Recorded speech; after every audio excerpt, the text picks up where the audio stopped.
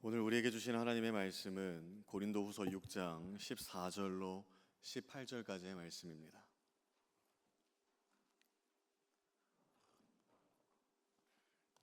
고린도후서 6장 14절로 18절까지의 말씀, 한 절씩 교독하신 후에 마지막 절을 함께 봉독하길 원합니다.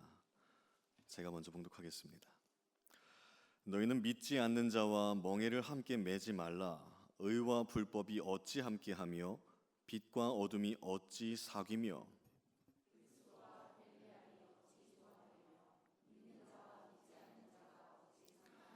하나님의 성전과 우상이 어찌 일치가 되리요. 우리는 살아계신 하나님의 성전이라. 이와 같이 하나님께서 이르시되 내가 그들 가운데 거하며 두루 행하여 나는 그들의 하나님이 되고 그들은 나의 백성이 되리라.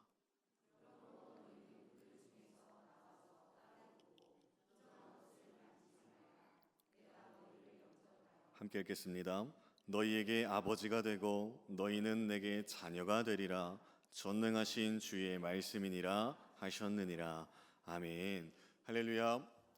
오직 주님의 은혜와 평강만이, 참된 위로와 소망만이 여러분들의 심령을 꿰차시기를 간절히 바라겠습니다. 오늘 설교의 제목을 먼저 읽어보길 원합니다. 오늘 설교의 제목 함께 읽어보겠습니다. 시작. 여러분, 세상에서 어떻게 살아가고 계십니까? 참 단순한 질문이기도 하면서 어려울 수도 있는 내용이에요. 모든 그리스도인에게 있어서 최대의 난제 중에 하나죠. 세상에서 어떻게 살아가야 하는가? 더 풀어서 이야기해 본다면 우리는 비그리스도인들과 함께 살아가야 하는 이 삶의 여정 속에서 그리스도인으로서 대체 어떻게 살아가야 하는가라는 거예요. 몇 주 전에 현재 고3인 학생과 이야기를 나눌 기회가 있었습니다. 그런데 이 학생이 성인이 되어 세상에 본격적으로 진출하기도 전에 세상에서 그리스도인으로서 산다는 것에 대한 고민이 생겼구나를 알게 되었어요. 이 학생이 수시 원서도 넣었겠다, 언제부턴가 알바를 하게 된 겁니다. 좋은 경험이 되기를 바라며 기도하고 있었는데 어느 날 토요일 학생부 예배가 시작되기 전에 그 학생에게 다가가 물었어요. 알바 잘하고 있어? 여러분, 저의 질문에 그 학생의 답변이 뭐였을까요? 목사님, 저 잘리게 생겼어요. 무슨 일이야? 아니, 크리스마스 때랑 이러한 날은 제가 알바를 못할 것 같다고 사장님께 미리 말씀드렸더니 그 사장님이 이렇게 말씀하시더라는 겁니다. 그럼 나는 그때 일할 수 없는 너 같은 알바생은 들 수 없다 라고 말이에요. 여러분, 이 학생에게 있어서 크리스마스와 더불어서 이러한 날은 모두 교회와 관련된 것이었고요. 아르바이트 사장님에게 있어서 크리스마스와 더불어 이러한 날은 대목이었어요. 제일 바쁜 날. 여러분, 이 학생은 교회에서 배운 대로, 뭔가 설교를 들은 대로 그리스도인으로서 살아보기 위해 아주 아무렇지 않게 너무나 당연하게 사장님한테 말씀드린 것뿐인데 이게 세상에서는 당연스럽지 않다는 것을 몸소 체감한 것이죠. 아직 성인이 되지도 않은 19이란 나이에 말입니다. 저는 그 얘기를 듣고 마음속으로 응원했습니다.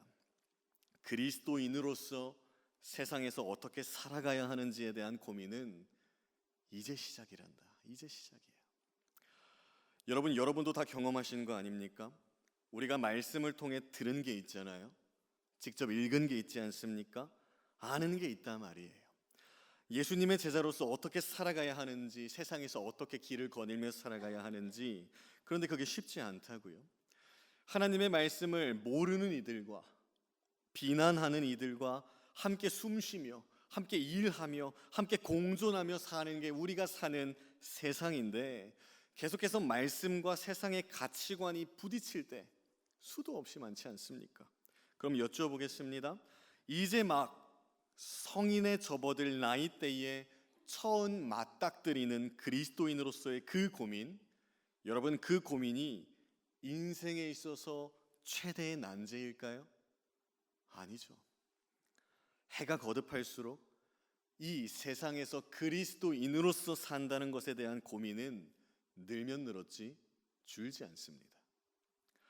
그 고민을 안고서 그 고민과 관련된 말씀을 붙들고 아멘도 하고 다시 세상을 향해 나가도 쉽지 않은 게 말씀과 계속해서 부딪히는 세상의 가치관. 여러분들은 이 험난한 세상에서 대체 어떻게 살아가고 계신 겁니까? 우리 지금 이 시간 앞뒤 좌우 성도님들 한번 바라보시겠습니까? 한번 옆 사람 한번 보시고, 자, 이렇게 보시면서 이렇게 위로의 말을 전달해 보길 원합니다. 대단하십니다. 여러분 진짜 대단하신 겁니다. 여러분 넘어지고 또 넘어지더라도 그 험난한 세상 속에서 그리스도인으로서 어떻게 살아가야 하는지 고민하고 고군분투하고 계속 예수님을 찾는 여러분들 진짜 대단하신 겁니다. 아무나 못하는 거예요. 그러나 그럼에도 세상에서 어떻게 살아가야 하는지 여전히 고민이 있으신 분들에게 오늘 본문은 많은 도움이 되실 겁니다. 여러분, 사도 바울은 고린도 교회 교인들을 향해 그리스도인이 세상에서 어떻게 살아가야 하는지에 대해서 대조법을 사용하면서 기록하고 있어요. 우리 먼저 14절 말씀 함께 읽어보겠습니다. 14절입니다. 시작. 너희는 믿지 않는 자와 멍에를 함께 매지 말라. 의와 불법이 어찌 함께하며 빛과 어둠이. 여러분 14절 한 절만 읽었을 뿐인데 어떤 느낌이 드십니까? 우리가 믿는 자로서 믿지 않는 비그리스도인들과는 절대로 어울려서는 안 될 것 같은 느낌이 강하게 들지 않으십니까? 만약 여러분 이러한 느낌이 드신다면 세상에서 그리스도인으로서 어떻게 살아가야 하는지에 대한 고민을 엄청 하신 분들이에요. 삶을 살아보니 비그리스도인들과 어떻게 같이 안 삽니까? 그들과 함께 일해야 하고 그들과 함께 삶을 헤쳐나가야 하는데 어찌 그들과 연을 한 번에 끊어버릴 수 있고 그리스도인들끼리만 살 수 있느냐부터 시작해서 정말 다양한 고민을 하신 분들에게는 오늘 함께 읽은 바울의 고백이 정말 힘들게 다가오실 수도 있어요. 또 이 대조법이 14절로 끝나지 않고 15절에도 16절에도 17절에도 계속 그리스도인과 비그리스도인을 대조하면서 그들과는 어울리지도 말아야 하는 것처럼 보여지기에 참 어렵게 느껴지시는 분들이 계실 텐데 여러분 힘들게 느끼지 마시고 과연 바울이 말하고자 하는 바가 무엇인지를 한번 살펴봅시다. 여러분 다시 14절을 보시면 제일 먼저 등장하는 주제가 있습니다. 하지 말라라는 주제가 있어요. 뭡니까? 멍에를 함께 매지 말아라. 바울이 구약 성경을 인용한 구절인데 하나만 살펴볼까요? 우리 신명기 22장 10절 말씀 함께 읽어볼까요? 시작. 너는 소와 나귀를 결의하여. 여러분 멍에는 무엇인지 아시지요? 수레나 쟁기를 끌기 위해서 마소의 목에 얹는 도구이지 않습니까? 이 하나를 소와 나귀에게 같이 씌우면 어떻게 될까요? 여러분 하나님께서는 모세를 통해 소와 나귀를 대조하여 말씀하신 이유가 있는데 어렵지 않습니다. 우선 소와 나귀는 크기부터가 다르죠. 그렇게 한 멍에를 같이 맬 수 없는 존재예요. 그리고 소와 나귀는 또 무엇이 다릅니다. 이 둘은 성격이 달라요. 소는 온순한 이미지인 반면에 나귀는 급한 이미지를 가지고 있어요. 또 구약 시대의 이스라엘 백성들이 이 두 가축을 이해했던 인식조차 아예 다릅니다. 그 당시 소는 희생 제물에 사용되어지는 동물이었고요. 나귀는 굽이 갈라지지도 않았고 새김질도 못하였기에 부정한 짐승으로 취급되는 동물이었습니다. 소와 나귀가 대조되어 있는 신명기의 말씀을 인용해서 믿는 자와 믿지 않는 자와 멍에를 함께 매지 말라라는 이 바울의 선포는 그리스도인과 비그리스도인은 그냥 존재가 다르다는 것을 표현하는 거예요. 존재의 다름. 여러분 그리스도인과 비그리스도인의 존재 자체가 다르다는 것, 이게 뭐가 다른 건가요? 그 다름이 대조되어 기록되어 있는 게 우리가 읽은 본문입니다. 14절을 다시 보시면 또 다른 대조법이 두 개나 등장하죠. 의와 불법, 빛과 어둠. 여러분 예수님을 믿는다 하는 우리도 여전히 스스로 의인이라 고백할 수 없습니다. 여전히 불법자의 동류였던 자가 우리예요. 그러나 예수님을 믿음으로 의롭다 칭해 주셨기에 우리가 의 가운데 거할 수 있는 존재가 된 것이고, 예수님이 믿어지지 않는 자는 우리가 이전에 그렇게 살아갔던 것처럼 불법 가운데에 있을 수밖에 없는 존재라는 겁니다. 존재. 빛과 어둠도 마찬가지죠. 우리 마태복음 4장 16절 말씀 함께 읽어보겠습니다. 시작. 흑암에 앉은 백성이 큰 빛을 보았고 사망의 땅과 그늘에 앉은 자들에게 빛이 비치었도다. 여러분, 흑암의 가운데 살아가던 모든 이들에게 빛은 비추어졌고 목격되었습니다. 그리고 그 빛은 이미 우리가 모두 아는 것처럼 창조될 그때에도, 예수님이 육신의 몸을 입고 오신 그때에도, 그리고 지금도 여전히 비추어지고 목격되어지고 있어요. 그런데 중요한 건 이 세상을 향해 비추어진 빛은 모두에게 비추어진 것인데, 그 빛으로 오신 예수님이 우리를 향해 다가오실 때에 믿음으로 따르는 존재와 따르지 않고 그저 흑암에 거하는 존재로 구분되어진다는 겁니다. 그런데 여러분, 뭔가 이상하지 않습니까? 어둠 가운데에 빛이 임하면 어둠이 사라져야 하는 게 정상 아닌가요? 하지만 여전히 흑암에 거하는 존재가 있다는 건데, 빛이 비추어졌음에도 흑암에 거하는 존재들이 여러분 대체 왜 있다 생각하십니까? 우리는 이러한 질문에 대부분 어떻게 생각하냐면, 세상 권세, 사탄이 여전히 이 땅을 쥐어잡고 있기 때문이라 생각하는데, 바울은 이렇게 고백한다는 거예요. 우리 15절 말씀 함께 읽어보겠습니다. 15절입니다. 시작.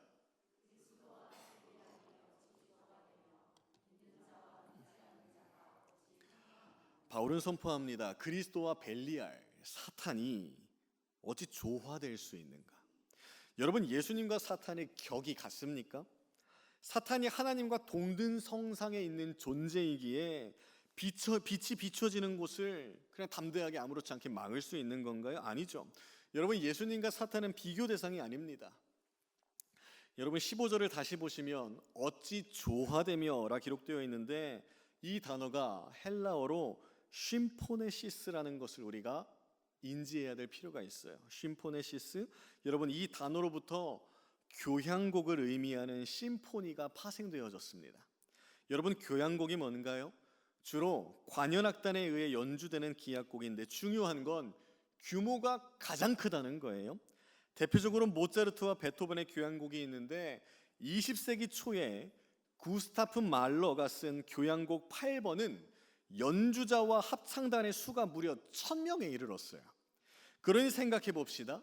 이 심포니라는 교향곡만 해도 수많은 관현악들이 한데 어우러져서 웅장하고도 조화를 이루면서 아름다운 음색을 뿜어내는 것이 상상이 되어지는데, 이 조화로움이 그리스도와 사탄 사이에 이루어질 수 있겠느냐 말입니다. 말도 안 되는 이야기죠.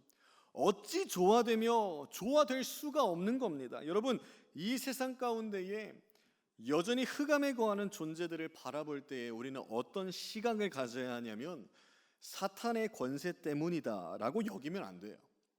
사탄의 권세 때문이다 라고 여기는 순간 우리는 우리도 모르게 사탄과 하나님을 같은 격으로 취급하는 겁니다. 사탄이 하나님과 같은 격이기에 빛이 비춰지는 곳을 다 막을 수 있구나라고 이해되어질 수 있다는 거예요. 그러나 여러분, 사탄의 권세는 이미 예수님께서 십자가에 죽으시고 부활하심으로 꺾였다는 것을 우리가 알지 않습니까? 그러나 여전히 하나님과 조화를 이룰 수도 없는 사탄으로 인해서 내 주변의 이웃들이 여전히 흑암에 있는 것 같이 보이십니까? 여러분, 그럼 그냥 빛 비추시면 됩니다. 담대하게. 그럼 또 의문이 드는 분들이 계실 거예요. 지금 그리스도인과 비그리스도인이 존재 자체가 다르다고 바울이 계속 얘기하는 것 같은데, 나와는 다른 존재인 비그리스도인들에게 대체 어떻게 빛을 비추라는 걸까요? 여러분, 이 질문을 가지고 15절 뒷부분을 한번 볼까요? 믿는 자와 믿지 않는 자가 어찌 상관하며. 우리는 세상에 빛을 비춰야 하는 존재로서 빛을 비춰야 하는데, 여러분 15절 잘못 해석하면 아니 대체 나보고 어떻게 하란 말인가가 됩니다. 여러분, 믿는 자와 믿지 않는 자가 어찌 상관하며, 이거 진짜 잘못 해석하면 그리스도인은 비그리스도인과 상관도 하지 말아야 된다. 관계를 형성해서도 안 되는 존재가 비그리스도인으로 읽혀진단 말이에요. 또 여러분, 상관하며라는 단어를 헬라어로 봐도 사업의 이익금을 함께 나누는 것을 의미합니다. 그리스도인과 비그리스도인은 동업해서도 안 되고 같이 일해서 이익금을 나눌 수 있는 존재가 아니다로 충분히 읽혀질 수 있는 본문이 지금 이 본문이란 말이에요. 그런데 여러분, 바울이 정녕 그렇게 선포한 게 사실이고 맞다면 오늘날 비그리스도인과 일하는 여러분들은 일 다 그만두셔야 됩니다. 비그리스도인을 사원으로 두고 계신 사장님들께서는 다 해고시키셔야 돼요. 비그리스도인과 같이 일하고 있다? 그 사람이 나가거나 내가 나가거나 해야 됩니다. 사장님이 비그리스도인이다? 뒤에 알면 무조건 나가야 되죠. 왜요? 믿는 자와 믿지 않는 자가 어찌 상관할 수 있겠느냐? 어찌 사업의 이익금을 함께 나눌 수 있는 존재가 될 수 있겠느냐라는 말씀에 걸리니까. 그런데 여러분, 바울의 고백은 그게 아니죠. 그가 말하고자 하는 상관하며, 그가 말하고자 하는 사업의 이익금을 나누는 이 상관, 이 세상의 상급이 아니라 하늘 상급입니다. 그리스도인과 비그리스도인이 어찌 하늘 상급을 나누는 존재가 될 수 있겠느냐, 이 말이에요. 15절 또한 바울은 계속 존재의 다름, 존재의 다름, 이 존재의 다름을 계속 얘기하고 있는 겁니다. 여러분, 바울이 계속해서 선포하고 있는 이 존재의 다름은 16절에서 클라이막스를 이루는데, 우리 16절 말씀 함께 읽어보겠습니다. 16절입니다. 시작.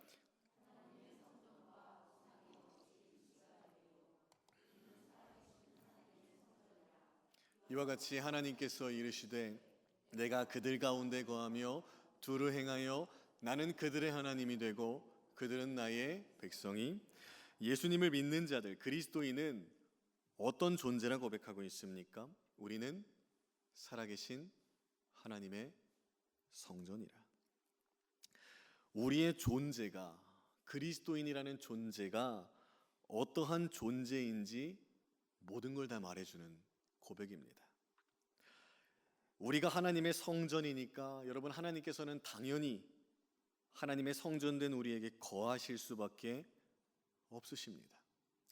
이 사실을 바울은 레위기를 인용하여 이렇게 고백하는 거예요. 내가 그들 가운데 거하며 두루 행하며 나는 그들의 하나님이 되고 그들은 나의 백성이 되리라. 여러분, 우리를 그리스도인이란 존재가 되게 하시사 이 세상을 살아가게 하시는 결정적인 그 이유는 하나님이 거하시는 존재이기 때문이에요.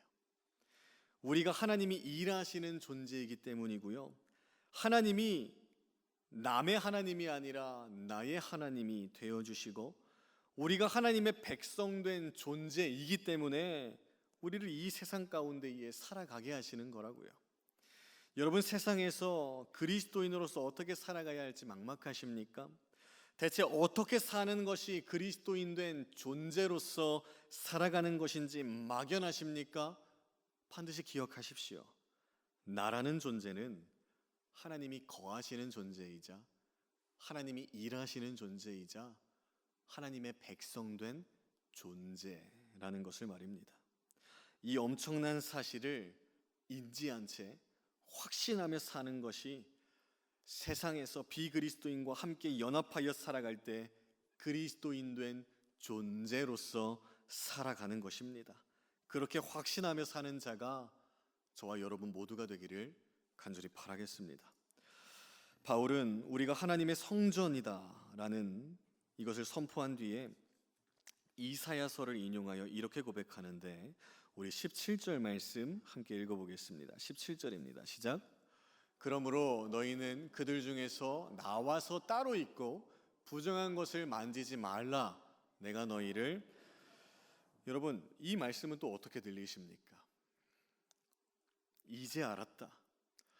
세상에서 나는 하나님이 거하시는 존재요, 일하시는 존재요, 하나님의 백성된 존재를 확신하며 살기만 하면 되는구나 싶었는데 바울은 이어서 또 고백합니다. 이제부터 하나님의 성전된 우리는 저들과 또다시 상관하지도 말고 아예 나와서 따로 살아야 하는 건가? 라는 의문 충분히 드는 고백 아닙니까? 여러분, 바울이 정녕 그것을 말하고자 하는 게 사실이었다면 우리는 오늘날 그리스도인만 거주하는 마을을 따로 만들어서 살아야 돼요. 나오라 했으니까.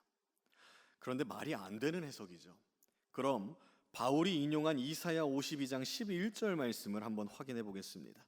이사야 52장 11절 말씀 읽겠습니다. 시작. 너희는 떠날지어다 떠날지어다 거기서 나오고 부정한 것을 만지지 말지어다 그 가운데에서 나올지어다 여호와의 기구를 매는 자들이여 스스로 정결하게. 여러분, 이 본문은 이스라엘 백성들이 바벨론으로부터 떠나야만 한다는 이야기입니다. 그 바벨론을 떠나서 이방인의 부정한 생활 방식에서 멀리 하라는 문맥 가운데의 한 구절이에요. 바울이 고린도 교회 교인들을 향해 여러분 초점을 맞추는 게 무엇일까요? 이방인의 부정한 생활 방식으로부터 떠나라, 떠나라, 이것을 중요하게 여기는 걸까요? 아닙니다. 여러분, 그 방식으로부터 떠나야 하는 존재가 어떠한 존재인지를 바울은 콕 집어 얘기하고 있어요. 여러분, 이사야 선지자를 통해 선포되어진 존재들, 그곳으로부터 떠나야 하는 존재들은 이렇게 기록되어 있습니다. 여호와의 기구를 매는 자들이여 스스로 정결하게 할지어다. 여호와의 기구를 매는 자가 누구였습니까? 제사장들이었습니다. 이방인의 부정한 생활 방식으로부터 떠나야 하는 존재들, 이사야 선지자가 외친 대상자들은 제사장에 한정되어 있었어요. 그러나 바울은 그러한 삶으로부터 떠나야 하는 존재들을 특정한 이들에게 한정짓지 않았다는 거예요. 바울은 이방인의 부정한 생활 방식으로부터 떠나야 하는 존재들로 모든 그리스도인들을 지칭했다는 겁니다. 또 18절을 보시면 그리스도인이란 존재를 이렇게 칭하고 있음을 알 수 있는데 우리 18절 말씀도 함께 읽어볼까요? 시작. 너희에게 아버지가 되고 너희는 내게 자녀가 되리라. 전능하신 주의 말씀이니라. 그리스도인은 하나님을 향해 아버지라 부를 수 있는 존재이고요, 하나님의 자녀된 존재가 그리스도인입니다. 하나님을 향해 아버지라 부를 수 있는 자녀들은 모두 그 부정한 생활 방식으로부터 떠날 수 있는 존재라 바울이 알려주고 있는 것이죠. 여러분, 그런데 우리는 이 세상에서 그리스도인으로서 살아갈 때에 정말 잘 구별하며 살아가야 한다는 것을 계속 느끼지 않습니까? 오늘 본문에 기록된 대로 오늘 바울이 계속 얘기하는 그 초점, 존재가 다르다, 존재가 다르다. 하나님과 등진 채 부정한 생활 방식을 취하고 있는 그들과 함께 삶을 계속 살아가야 하는 바로 그때 여러분, 우리 어떻게 해야 된다고 배웠습니까? 우리는 예수님의 마음을 품고 마음을 열어 그들에게 다가가야죠. 예수님께서 죄로 가득한 우리에게 찾아오셨듯이 말입니다. 그러나 말씀을 벗어난 부정한 생활 방식과 하나님을 모르고 행하는 죄악과 불의를 목격했을 시에 그들과 함께 동조하지 말라는 겁니다. 또 그들을 향해 정죄하란 말도 아니죠. 여러분, 바울이 계속 대조법 사용하고 있지 않습니까? 의와 불법, 빛과 어둠, 엄연한 구분점이 있다는 것을 그리스도인은 인지를 해야 하며 살아가야 한다는 거예요.